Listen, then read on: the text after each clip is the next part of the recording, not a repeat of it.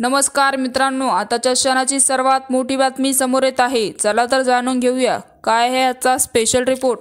सविस्तर बातमी जाणून घेण्यापूर्वी तुम्ही जर चॅनलवरती नवीन असाल तर चॅनलला सबस्क्राइब करा आणि बेल आयकॉनचं बटन प्रेस करायला विसरू नका।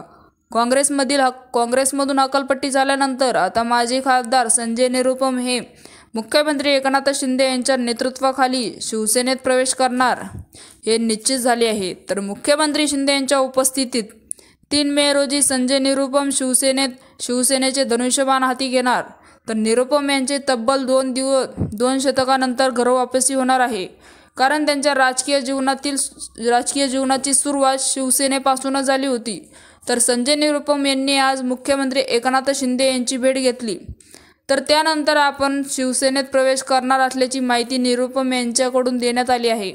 तर मुंबईतील उत्तर भारतीय चेहरा अशी संजय निरुपम यांची ओळख असून त्यांनी मुंबई काँग्रेससह नेतृत्व केले आहे। यंदाच्या लोकसभेतील निवडणुकीत ते काँग्रेसच्या तिकिटावर मुंबई उत्तर पश्चिम लोकसभा मतदारसंघातून निवडणूक लढण्यास इच्छुक होते। मात्र महाविकास आघाडीच्या जागा वाटपात ही जागा शिवसेना उद्धव बाळासाहेब ठाकरे यांना पक्षाकडे गेली। तर उद्धव ठाकरे यांनी या जागेवर अमोल कीर्तीकर यांना नवा उमेदवार जाहीर केला। त्यानंतर नाराज असलेल्या संजय निरुपमांनी उद्धव ठाकरेंसह काँग्रेस नेतृत्वावर जोरदार टीका केली। तर परिणाम त्यांच्या काँग्रेसमधून 6 वर्षांसाठी हकालपट्टी करण्यात आली। त्यानंतर आता निरुपम यांनी शिंदेच्या शिवसेनेत जाण्याचा निर्णय घेतला।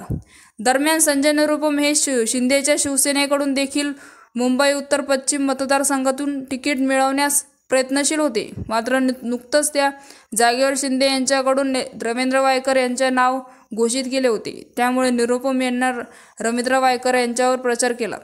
तर काँग्रेसकडून हकालपट्टीचे पत्र काढण्यात आल्यानंतर संजय निरुपम यांनी पक्षावर घणाघाती टीका केल्या होत्या। काँग्रेसच्या सुरुवातीपासूनच फाडा आणि राज्य करा असा विश्वास होता। देश स्वतंत्र झाल्यानंतर त्यांनी राजकारणासाठी देशाचे 2 तुकडे केले।